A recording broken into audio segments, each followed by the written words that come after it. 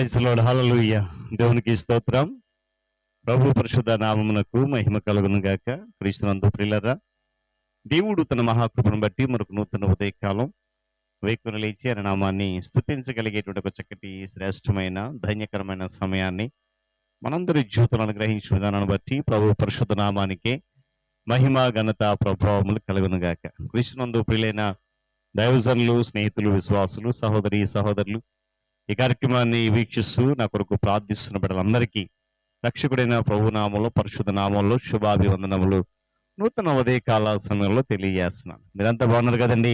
చాలా సంతోషం, మీరు బాగున్నారని విని ఎంతగానో సంతోషిస్తున్నాను, ఆనందిస్తున్నాను, ప్రభువుని కనపరుస్తున్నాను. రండి, ఈ దినం కూడా మేము ప్రేమతో నేను ఆహ్వానిస్తున్నాను. అనుదిన అభివృద్ధి ఉదయకాలపు ధ్యానాలు అనేటువంటి ఆధ్యాత్మిక కార్యక్రమంలో నాతో పాటు పాలుపరుస్తులు కండి. వాక్యాన్ని ధ్యానించండి, దైవాశీర్వాదాలు పొందుకోండి. మీ దగ్గర బైబిల్స్ ఉన్నాయా? తెరచి చూడండి. లేని పక్షాన చదివే మాటలు జాగ్రత్తగా వినండి, గ్రహించండి. వాక్యంలో పాలుబాక్సులు కమ్మని మనం చేస్తూ నేటి దిన ధ్యాన వాక్యంగా యోహాను సువార్త 17వ అధ్యాయము 11వ వచనం నుండి ఒక మాట. పరిశుద్ధుడు అయిన తండ్రి, మనము ఏకమై ఉన్నలాగున వారును ఏకమై ఉన్నట్లు నీవు నాకు అనుగ్రహించిన నీ నామమందు వారిని కాపాడుము. దేవుడు తన పరిశుద్ధ వాక్యాన్ని దీవించునుగా. తలలోంచి కన్ను మూసుకొని ప్రార్థన చేద్దాం. ప్రేమ స్వరూపి గొప్ప దేవుడా, మీ నామానికి స్తోత్రాలు తండ్రి. అమూల్యమైన శ్రేష్టమైన ఈ సమయంలో మరొకసారి నీ పాద సముఖంలో మేము ఉంటున్నాం. నేను ఈ ఆధ్యాత్మిక కార్యక్రమాన్ని నీ బిడ్డల మేలు కొరకు నడిపిస్తున్నావు, నీ దాసుని బలపరుస్తున్నావు, స్తుతులు చెల్లిస్తున్నాను. చేసిన గొప్ప కార్యాల కొరకు వందనాలు. యేసు నామములో మాట్లాడుతున్నాను మా తండ్రి, ఆమేన్. చాలా సంతోషప్రియుల దేవుని వాక్యం ధ్యానం చేద్దాం. చదవని ఈ మాటను జ్ఞాపకం చేస్తూ స్వయాన మన రక్షకుడైనటువంటి క్రీస్తు ప్రభు వారు తండ్రి అయిన దేవునికి తన బిడ్డలుగా ఉన్నటువంటి విశ్వాసుల పక్షాన చేస్తున్నటువంటి విన్నపం అనే విషయాన్ని జ్ఞాపకం చేస్తాను. పరిశుద్ధుడైన తండ్రి అని సంబోధించి, నీవు నేను ఏకమై ఉన్నాము, అలాగే నీవు నాకు అనుగ్రహించిన వీరందరూ కూడా ఎలా ఉండాలి? ఏకమై ఉండాలి. ఆ విధంగా నీవు నాకు అనుగ్రహించినటువంటి శ్రేష్టమైన నామం ఒకటి ఉంది, ఆ నామం మందు వారిని కాపాడు అంటాడు. దేవుని స్తోత్రం కలుగును గాక. హల్లెలూయా. దేవుడు యేసుక్రీస్తు ప్రభు వారికి తన సొంత పేరునిచ్చాడు. తండ్రి అయిన దేవుడు తన స్వభావాన్ని, తన అధికారాన్ని, తన ప్రభావాన్ని కుమారుడైన క్రీస్తు యొక్క మానవ దేహంలో ఉండే విధంగా దయచేశాడు. దేవుని స్తోత్రం కలుగును గాక. హల్లెలూయా. అంటే మనుష్య కుమారుడిగా వచ్చాడే కానీ మానవ దేహంలో ఉంటూ దైవ సంబంధమైనటువంటి జీవితం జీవించినట్లుగా ప్రభువును మనం చూస్తున్నాం. చూడండి, ఈ వాక్య భాగం గమనించినప్పుడు యేసుక్రీస్తు ప్రభు చెప్పాను కదండి, యేసుక్రీస్తు ప్రభు వారు విశ్వాసుల పక్షంగా చేస్తున్నటువంటి విన్నపం. అంటే చూడండి, యోధా ఇస్కరియోతు గురించి మనందరికీ తెలుసు. అలాంటి వారు కూడా నశించిపోకుండా, దిగజారిపోకుండా, వేసారిపోకుండా దేవుడు వారిని కాపాడాలని దుర్మార్గత నుండి, లోకము నుండి, ఏమండి లోక సంబంధమైనటువంటి ఆశల నుండి, అపవాది బంధకాల నుండి వారందరిని విడిపించాలని చెప్పి తండ్రి అయిన దేవుని నీ పక్షంగా నా పక్షంగా కుమారుడైన క్రీస్తు ప్రభు వారు వేడుకుంటున్నాడు. హల్లెలూయా. ఏమంటే దేవుడు విశ్వాసులను కాపాడాల్సినటువంటి ఉండాల్సిన కారణం ఒకటి ఉందండి. ఏంటిదంటే విశ్వాసులు ఇంకా లోకంలోనే ఉన్నారు. హల్లెలూయా. దేవునికి సంబంధించిన వారే, దేవుని బిడ్డలకు పిలువబడుతున్న వారే, విశ్వాస జీవితం ఉన్నవారే, కానీ ఇంకెక్కడున్నారు? లోకంలోనే ఉన్నారు. దేవుడు వారిని లోకం నుంచి ఎన్నుకున్నాడు. ఇంకా ఏమండి లోకంలోనే ఉన్నారు. లోకం వారిని ద్వేషిస్తూనే ఉంది. ఆ తర్వాత విషయం అంటాడు, లోకం వారిని ద్వేషిస్తూ ఉంది. నేను అక్కడ ఉన్నంత కాలం వారిని కాపాడేశాను, ఇప్పుడు నేను నీ దగ్గరికి వచ్చేస్తున్నాను, ఇక మీద నువ్వే వారిని కాపాడాలి. దేవుని స్తోత్రం కలుగును గాక. హల్లెలూయా. నశించిపోవడం దేవుని చిత్తం కాదండి.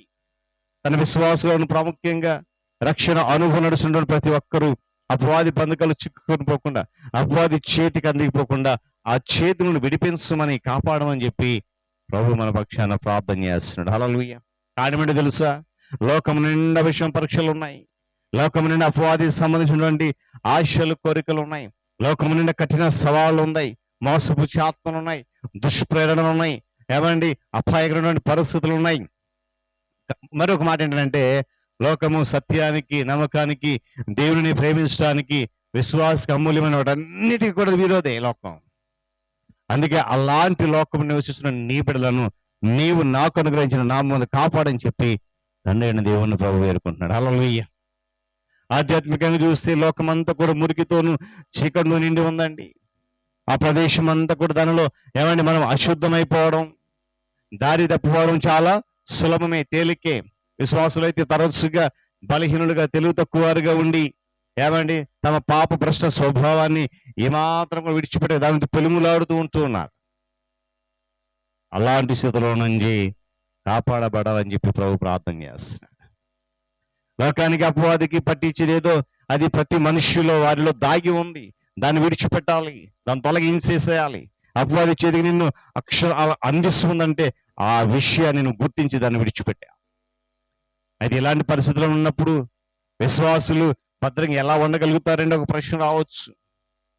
ఇలాంటి పరిస్థితుల మధ్య, ఇలాంటి సంఘటనల మధ్య, ఇలాంటి విషాదక పరిస్థితుల మధ్య విశ్వాసులు ఎలా భద్రంగా ఉంటారని అంటే, తన కుమారుని క్రీస్తు చేసిన ప్రార్థనకు జవాబుగా దేవుడు తన బిడ్డలైన వారిని ఏం చేస్తాడు? కాపాడతాడు. దేవుని స్తోత్రం కలుగుతుంది. హల్లెలూయా. కాబట్టి వారికి పూర్తి భద్రత ఉంది. భద్రత లేదనేటువంటి సందేహం మనకు అవసరం లేదు. కుమారుని క్రీస్తు మన పక్షంగా తండ్రికి ప్రార్థన చేశాడు కాపాడు కనుక తన కుమారుడి ప్రార్థన ఖచ్చితంగా వింటాడు. కారణం ఏంటి తెలుసా? ప్రతి పని ఆయన తన తండ్రి చిత్త ప్రకారమే చేశాడు. అందుకొరకు వింటాడని కాబట్టి పూర్తి భద్రత మనకు ఉంది. ఏమండి, ఆయన సర్వశక్తి విశ్వాసుల పక్షంగా పనిచేస్తా ఉంది. సర్వము మన పక్షంగా యుద్ధం చేస్తా ఉంది అపవాదితో. దేవుని స్తోత్రం కలుగును. ఇంటికి ప్రార్థన. నా తండ్రి పరిశుద్ధులో నీవు నీ నామం ముందు నీ బిడ్డలైన నా వారిని కాపాడాలి.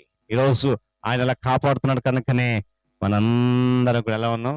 భద్రంగా దాచబడ్డాం. దేవుడి మాటలు మన కొరకు దీవించును గాక. తల ఉంచుకొని మూసుకునండి, ప్రార్థన చేసుకుందాం. ప్రేమ కలిగిన మా తండ్రి, కృపా సత్య సంపూర్ణుడ, సకల ఆశీర్వాదములకు కారణభూతుడ, గణనామానికి స్తోత్రాలు, వందనాలు. తిరిగి మనకు నూతన ఉదయ కాలం వేకుని లేచి మీ నామాన్ని స్తుతిస్తున్నప్పుడు, ఆరాధిస్తున్నప్పుడు మీరు మాతో ఉన్నారు. ఆయన యొక్క ఆధ్యాత్మిక కార్యక్రమం ఈ దినం కూడా నీ కృప చేత బలపరుస్తున్న స్తోత్రాలు. ఇక నాయన వింటున్న బిడ్డలందరి జీవితంలో నీ సన్నిధి కాపుదల ఆత్మ బలమును ఇచ్చేయండి. నీ దీనదాసులు, సేవకులు నాయన వారందరి కొరకు ప్రార్థిస్తున్నాను. భారంతో ప్రయాస ప్రపంచం నలుమూలలు పనిచేస్తున్నారు నాయన. అదిగో వారి భారాన్ని, వారి ప్రయాసాన్ని ఏమాత్రం కూడా వ్యర్థం కానివద్దని వేడుకుంటున్నారు. వారి కుటుంబాన్ని, పరిచయం సంఘాన్ని దీవించి ఆశీర్వదించి నీ రాజ్య విస్తరణ బహు బలంగా పనిచేసే నాయన సాధనాలకు వాడుకునే వందనాలు. అధికారులు, పరిపాలకులు, నాయకులకు వందనాలు. దీవించి దర్శించి వారి కుటుంబాన్ని ఆస్వాదించి వారి ద్వారా మంచి పరిపాలన, శ్రేష్టమైన పరిపాలన ప్రజలకు అందించండి. రానున్న దినాల్లో మంచి నాయకులను ఎవరైనా వారి కొరకు ఏర్పాటు చేయండి. ఉద్యోగ రంగాలైనటువంటి ప్రభుత్వ రంగాన్ని, ప్రైవేట్ రంగాన్ని దీవించి ఆస్వాదిస్తున్న విధానం కొరకు స్తుతులు చెల్లిస్తున్నాను. మరింతగా దీవించండి. విద్యాశాఖ, వైద్య శాఖ, రెవెన్యూ శాఖ, పోలీస్ శాఖ, రవాణా శాఖలు అనుదినం నీ కృప చేత నడిపించబడుతూ ఉన్నాయి. మరింత క్షేమం ఇచ్చండి. నిరుద్యోగ యువత యువకులకు మార్గం సరళం ఇచ్చండి. రైతులు, వ్యవసాయాలు, వ్యాపారస్తులు జ్ఞాపకం చేసుకుని లాభసట కలిగించేయండి. దేవుని అనుగ్రహించండి. నా తండ్రి, మరి నాయన చిన్నప్పుడు యవనస్తులు, వృద్ధాపదర్శన వారికి ఆరోగ్యం క్షేమం ఇచ్చండి. అనారోగ్యంగా బాధపడిన బిడ్డలు సంతోషము, సమాధానం ఉండలాగిన వారికి స్వస్థత అనుగ్రహించండి. విడుదల కలిగించండి. ప్రతి రోగము నుండి, ప్రతి బాధ నుండి, వ్యాధి నుండి విడుదల కలిగించమని ప్రార్థన చేస్తాను. తొట్టెలిపోతే యవనస్తుని వాక్యం పట్టుకుని సంధించండి. సత్యం అనుసరించక సత్యంలోనే బ్రతుకున్న అనేక మందిని సత్యము నీవు అని గ్రహించి కృపద ఇచ్చేయండి. నాయన విరిగిన, నలిగిన, వేసారిన, అలసిపోయిన, కృంగిపోయిన జీవితాలు నెమ్మది లేక, సమాధానం లేక, సంతోషం లేక, నిరాశ, నిస్పృహలతో కొట్టుమిట్టాడుతూ, మానసికంగా నలిగిపోతూ, మానసికంగా అలసిపోతూ, చితికిన జీవితాలు కలిగి మానసిక వేదన, అలజడి, దుఃఖంలో ప్రతి ఒక్కరిని ప్రార్థన చేస్తున్నాను. ఆయన శ్రమలు, సమస్యలు, ఇరుకులు, ఇబ్బందులు, కష్టాలు, నష్టాల నుండి ఆర్థికంగా, మానసికంగా, శారీరక ఇబ్బందులు యేసు నామములో వారికి విడుదలను గ్రహించిన ప్రార్థన చేసిన దేవానికి స్తోత్రాలు. వివాహాల కొరకు, గర్భఫలం కొరకు బిడ్డలు ఎదురు చూస్తుండగా మీ సన్నిధి వారితో ఉంచి నడిపించండి. క్షేమం ఇచ్చండి. తల్లి బిడ్డలకు నాయన, మరి గర్భంతో బిడ్డలకు సుఖమైన ప్రసవం, తల్లి బిడ్డలకు క్షేమం ఇచ్చిన స్తోత్రాలు. నాయన పరీక్షలు రాసిన బిడ్డలకు ఫలితాలు ఇస్తున్నందుకు స్తోత్రాలు. ఇదిగో నాన్న, మరి 10th క్లాస్ బిడ్డలు పరీక్షలు రాస్తారు, వారికి మంచి ఫలితాలు ఇచ్చేయండి. నేను నీట్ ఎగ్జామ్ కొరకు, డిఎస్సి ఎగ్జామ్ కొరకు సిద్ధపడిన బిడ్డలకు జ్ఞానమును, మార్గము సరళం చేయండి. యాన్యువల్ ఎగ్జామ్స్ రాసిన బిడ్డలకు నాయన జ్ఞానము, సంతోషము దయచేయండి స్తోత్రాలు. మరి ఏదైనా ప్రయాణం కొరకు వందనాలు.